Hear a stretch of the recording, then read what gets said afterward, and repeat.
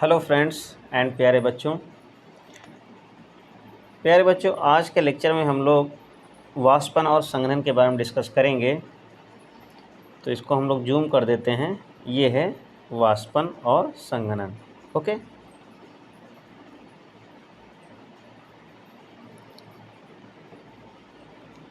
सबसे पहले हम यहाँ पर वाष्पन की परिभाषा के बारे में डिस्कस करेंगे। तो वाष्पन की जो परिभाषा होती है वो क्या है कि किसी भी जल का वाष्प बन करके ऊपर उठना या जलवाष्प बनने की प्रक्रिया को वाष्पन कहते हैं। ठीक, जल से वाष्प, यहाँ पे सबसे मेन कॉन्सेप्ट ये है कि जल से वाष्प कब बनेगा। जो भी जल होगा उस जल को जब हम थोड़ा सा टेम्परेचर देंगे तभी वो भाप में कन्वर्ट होगा। ठीक, जल को हम जब गर्म करेंगे, यानी थोड़ा सा यहाँ पे तापमान इसको दिया जाएगा, टेम्परेचर दिया जाएगा, तो यह भाप में यानी कि वाष्प में बनना शुरू होगा। ओके, यहाँ पर टेम्परेचर देने का मतलब ये है कि यहाँ पे कुछ नेचुरल कारण भी हो सकते हैं और कुछ हम लोग आर्टिफिशियल भी यूज़ कर सकते हैं। अगर यहाँ पे हम लोग गैस के बर्नर का यूज़ करेंगे तो वो आर्टिफिशियल हो जाएगा, और जैसे सूर्य की बात करेंगे, सनलाइट की बात करेंगे, तो यहाँ पे क्या हो जाएगा, वो नेचुरल हो जाएगा। जैसे बहुत से कारण हैं, बहुत से रीजन से भाप बनती है, वाष्प बनता है जल का। तो गर्मियों में जो झीलें होती हैं और तालाबों से जो जल का वाष्पीकरण होता है उसको भी हम लोग वाष्पन बोलते हैं। गीले कपड़ों का धूप में सूखना और गीली फर्श का सूख जाना, ये सब के सब क्या है, ये सब के सब वाष्पन है। ओके, यहाँ पे आगे हम लोग कुछ एग्जाम्पल और लेते हैं। तो आगे के जो एग्जाम्पल हैं यहाँ पे इस तरीके के एग्जाम्पल दिए हुए हैं, इनको आप लोग देख सकते हैं एक एक करके। कि सबसे पहले क्या है, तालाब और झीलों को जैसे ऊपर का दिया हुआ है, धीरे धीरे वाष्प बन करके गीले कपड़े जो होते हैं वो भी धूप में रखने पर सूख जाते हैं। पसीने से जो निकला हुआ पसीना है थोड़ी देर बाद सूख जाता है, ये भी एक कारण है। ओके, और खुले बर्तन में रखा हुआ पानी अगर धूप में रख दिया जाए तो कुछ देर बाद पानी का स्तर जो होता है वो कम हो जाता है। ठीक है, आगे नेक्स्ट, जैसे यहाँ पे कुछ एग्जाम्पल मैंने लिए हुए हैं। ये है इंग्लिश में थोड़ा सा दिया हुआ है, इवेपोरेशन, आप लोग इसको देख सकते हैं।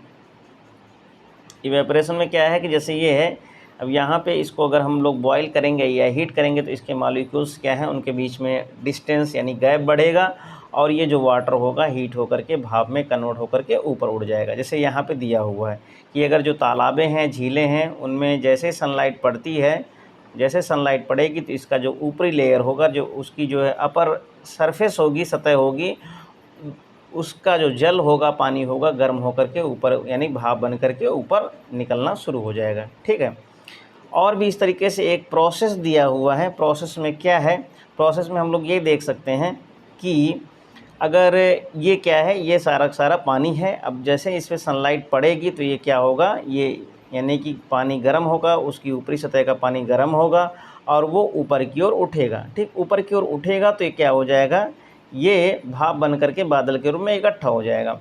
और बादल में जो भाप होगी वो ठंडी होगी। तो आगे हम लोग एक और प्रक्रिया के बारे में डिस्कस करेंगे जिसको हम लोग संघनन बोलेंगे, अंग्रेजी में उसको हम लोग कंडेंसेशन बोलेंगे। जैसा कि यहाँ पे लिखा हुआ है, देख सकते हैं आप लोग चित्र से।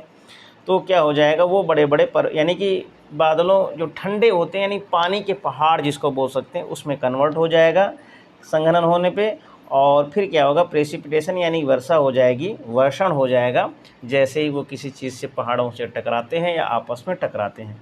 ठीक, इस तरीके से दो तीन फिगर हम लोगों ने लिए, इसके बारे में हम लोग थोड़ी देर बाद डिस्कस करते हैं। और उससे पहले हम लोग एक डिफिनीशन पे बात कर लेते हैं जिसको हम लोग संघनन कहेंगे। ठीक, तो यहाँ पे अगर हम लोग संघनन के बारे में बात करें तो संघनन क्या है, संघनन क्या है कि जो जल वाष्प होती है उसको अगर ठंडा कर दिया जाता है या ठंडी हो जाती है तो उस प्रक्रिया को हम लोग क्या बोलते हैं, संघनन बोलते हैं। यानी कि जो भाप है, जो जल वाष्प है, अगर वो ठंडी हो जाए, ठंडी होकर के द्रव अवस्था में बदल जाए तो क्या बोलेंगे, ठंडी होकर के द्रव अवस्था में, द्रव अवस्था दैट मीन्स पानी की छोटी छोटी बूंदों में बदल जाए तो उसको हम लोग बोलेंगे संघनन बोलेंगे। ठीक है, जैसे इसके कारण बहुत सारे उदाहरण दिए हुए हैं संघनन के उदाहरण, जैसे हम लोग एक एक उदाहरण पे डिस्कस करेंगे। सबसे पहला एग्जांपल यहाँ पे ये है कि ठंडे ग्लास पर बूंदे।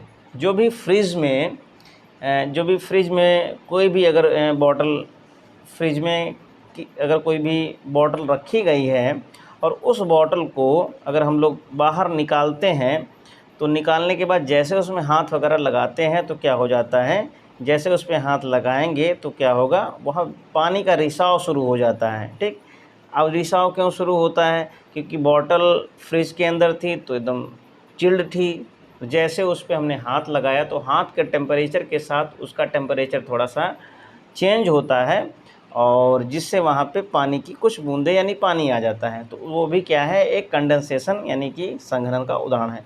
और इसी संघनन का उदाहरण क्या है, ओस का बनना, यानी जो ओस सुबह हम लोग ओस पड़ती है उसको, बादल बनना, यानी कि जैसे बादल बनने की जो प्रक्रिया होती है वो क्या है, संघनन ही है, यानी कि वो कंडेंसेशन ही है प्यारे बच्चों।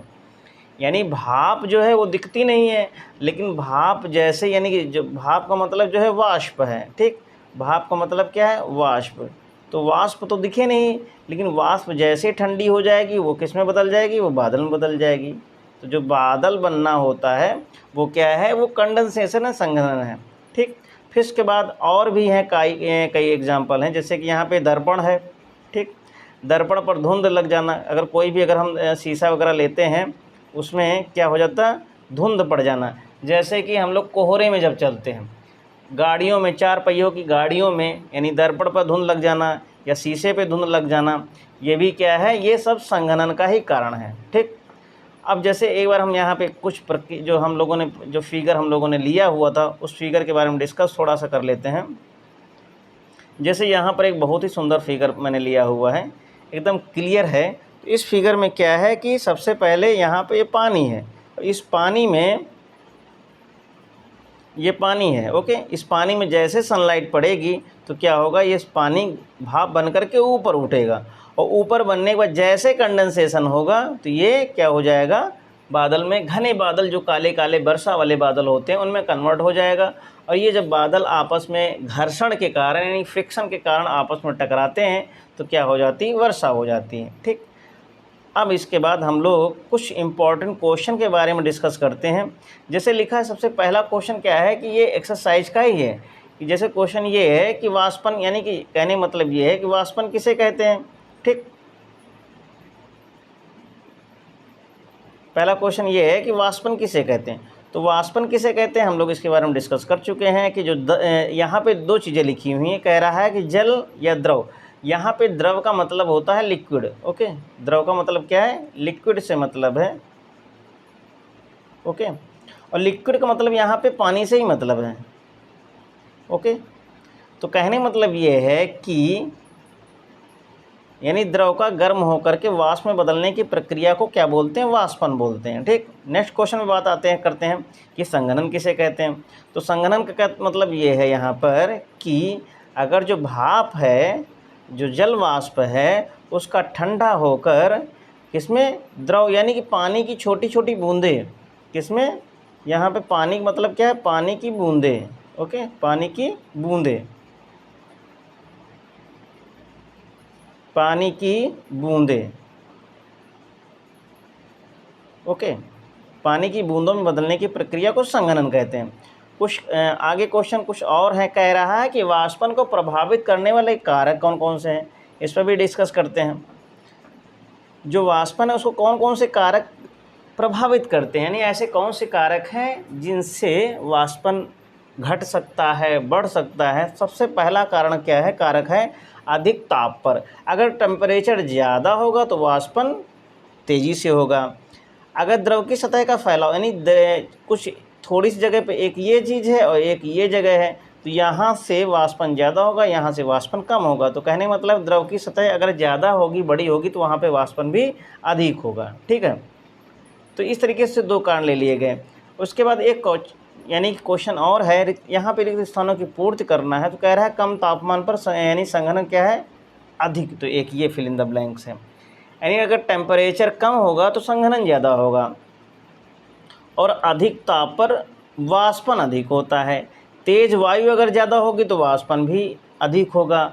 भाप ठंडी होकर के, यानी कि अगर भाप ठंडी होकर के पानी की बूंदों में भाप ठंडी होकर किस में बदल जाती है, पानी की बूंदों में, और इसको हम लोग बोलते हैं संघनन। क्या बोलते हैं, संघनन। ओके ओके प्यारे बच्चों, अब आगे का जो क्वेश्चन दिया हुआ है कुछ यानी कि चित्र देख करके बताओ कि कैसी परिस्थितियाँ हो जाएंगी।